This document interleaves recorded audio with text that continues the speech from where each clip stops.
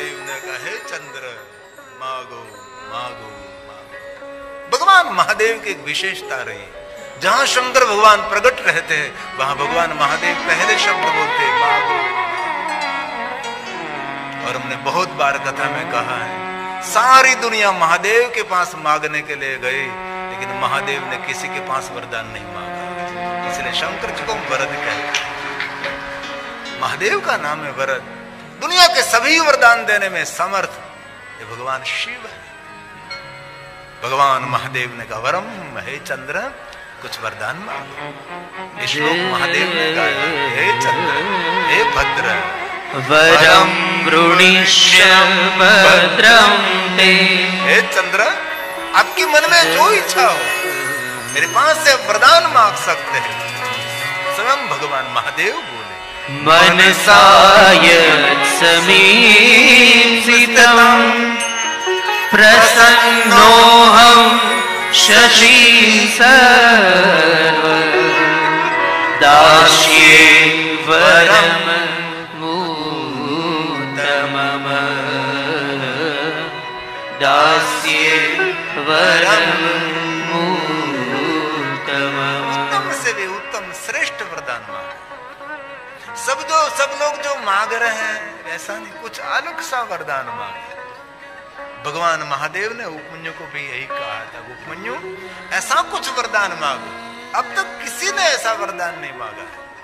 और आज चंद्र महाराज को कह रहे, चंद्र आपके मन में जो इच्छा है ऐसा वरदान तो मांग सकते हैं आप, लेकिन कोई विशेष आपके मन में जो इच्छा है तो आप मांग सकते हैं।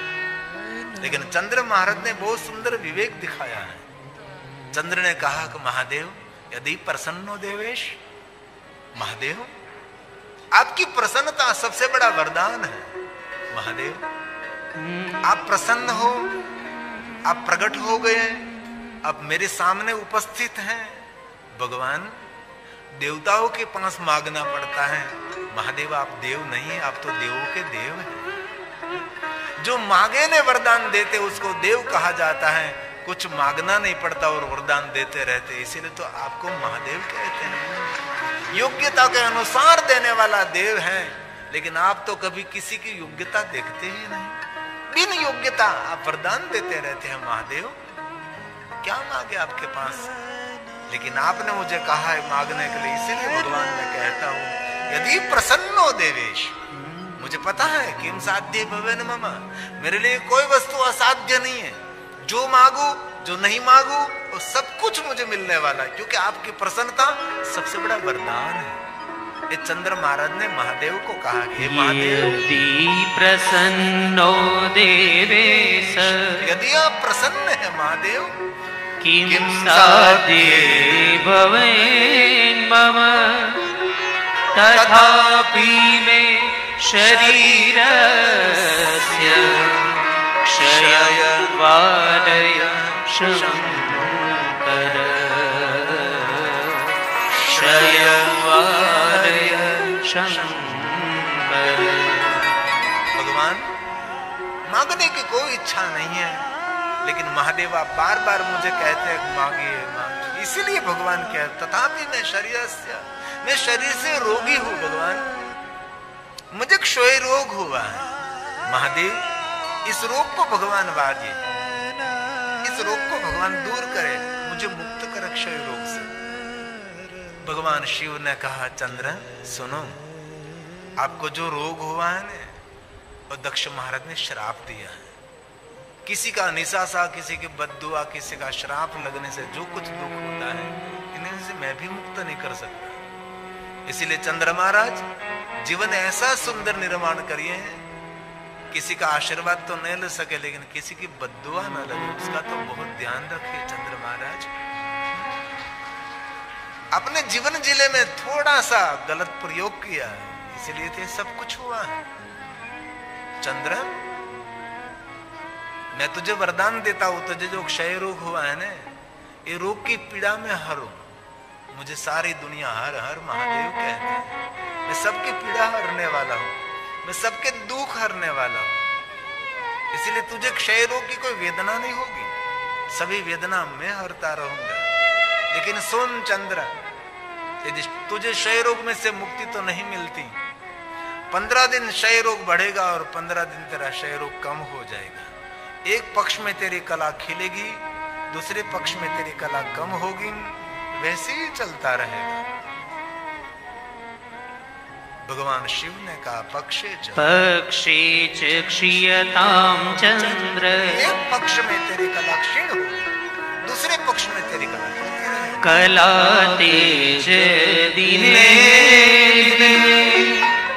पुनश्च वदव्या प्रक्षे सा कला च निरन्तरम् सा कला च निरन्तरम्। अब भगवान महादेव ने कहा सुन चंद्र, मैं तुझे वरदान देता हूं, एक पक्ष में तेरी कला खिलेगी, एक पक्ष में तेरी कला कम होगी, और 30 दिन में एक दिन तो संपूर्ण कला से भरपूर रहेगा। लेकिन मैं तुझे वरदान देता हूं चंद्र, जब तू अति बीमारक संपूर्ण क्षय हो जाएगा, तब मैं तेरे पास रहूंगा, तेरे पास में खड़ा रहूंगा चंद्र। पूर्णिमा के दिन में आपके पास नहीं रहूंगा, लेकिन जब तू संपूर्ण क्षय हो जाएगा, तब मैं तेरे पास आकर खड़ा रहूंगा। जिनको हम द्विज चंद्र कहते हैं। क्यों हम दर्शन करते हैं? शुक्ल पक्ष की द्विज 6 बजे का आसपास आकाश में दिखाई देते हैं। ये द्विज चंद्र की महिमा क्या है? इस दिन भगवान महादेव स्वयं चंद्र के पास रहते हैं। और शंकर भगवान ने कहा मैं पूर्णिमा का चंद्र नहीं धारण करूंगा, मैं मेरे भाल में बीमार चंद्र को धारण करूंगा, जिनको किशोर चंद्र, बाल चंद्र, भाल चंद्र, चंद्रशेखर आय नमः। जिनके भाल में एक शिशु चंद्र है, वो बीमार चंद्र है। शिव जी ने अपने भाल में पूर्णिमा का चंद्र धारण नहीं किया, एक बीमार चंद्र को धारण किया। इस दिन भगवान महादेव वहां रहते हैं। इसलिए कभी अवसर मिले ना, तो कृष्ण पक्ष की जो त्रयोदशी आती है, इसमें सुबह में द्विज का दर्शन होता है। इस चंद्र की उपस्थिति में भगवान महादेव की पूजा, महादेव का दर्शन, ये दर्शन की बहुत सारी महिमा है। शुक्ल पक्ष में तो 6 बजे, 6:30 बजे, 7 बजे के 5:30 बजे ऐसे शाम के समय दिखाई देता है चंद्र।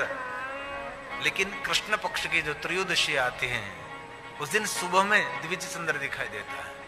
और कभी भी अवसर मिले और महाशिवरात्रि के दिन सुबह में जो चंद्र दर्शन हो जाए, समझ लेना चाहिए आपको चंद्र दर्शन नहीं हुआ है, चंद्र मौलेश्वर महादेव का दर्शन आपको हो गया।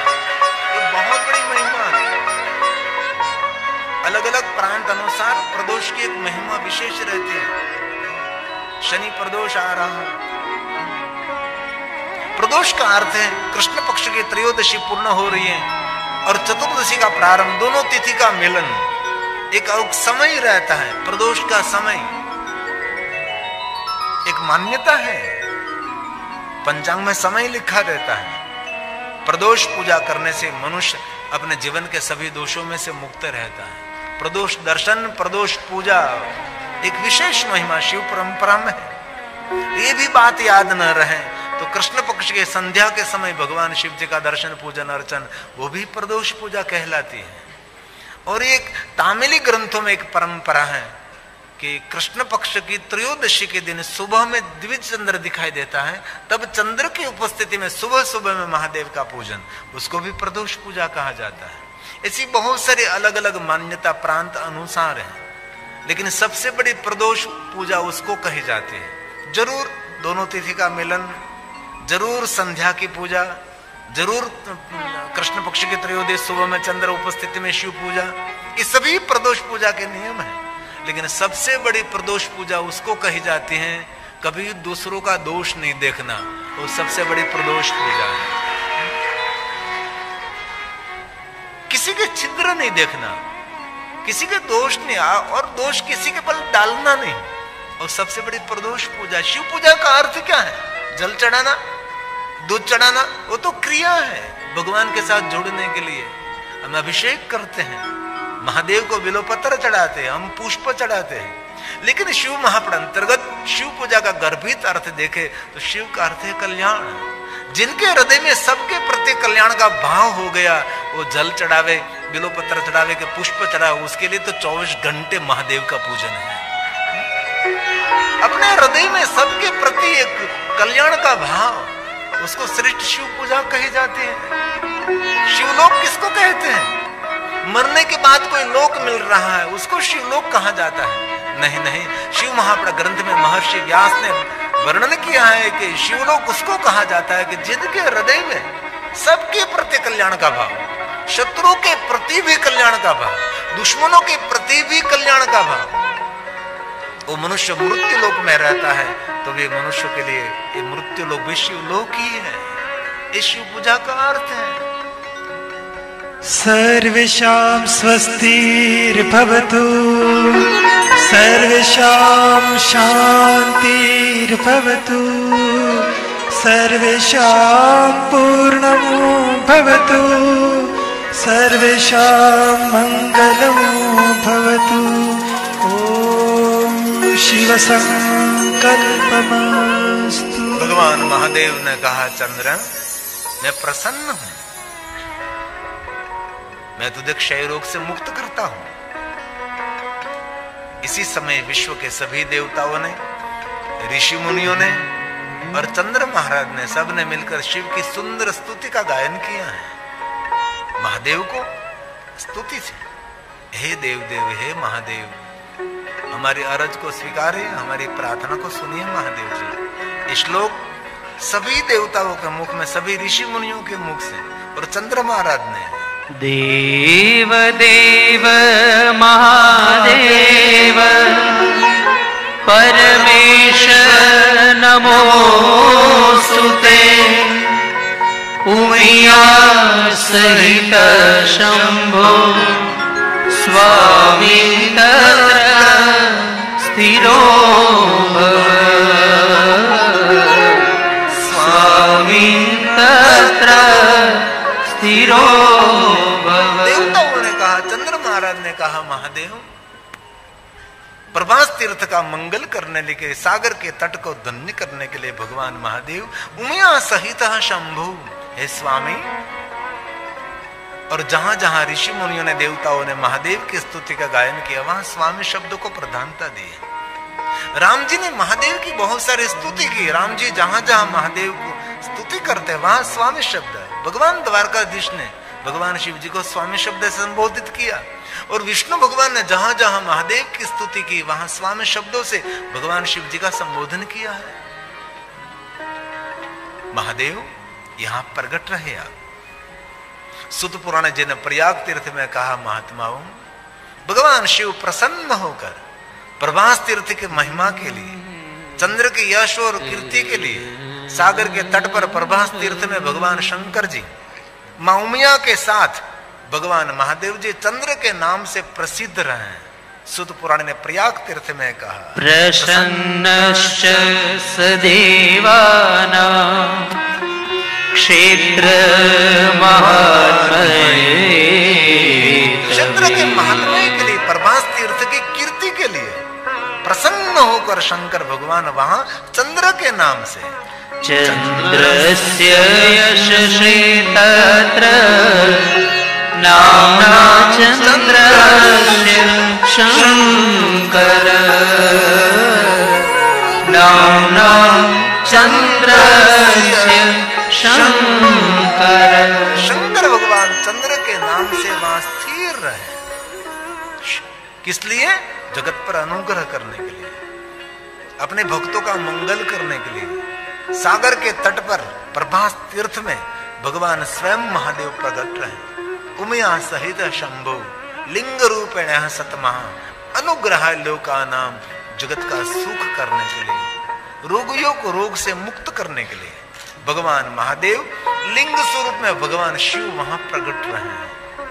और ये हमारे प्रथम ज्योतिर्लिंग है, और प्रथम ज्योतिर्लिंग का नाम है सोमेश्वरस्य नाम्नाय सिद्धिख्यातो भुवनत्रये। तीनों भुवन में जिनकी ख्याति है, ये हमारा प्रथम ज्योतिर्लिंग है।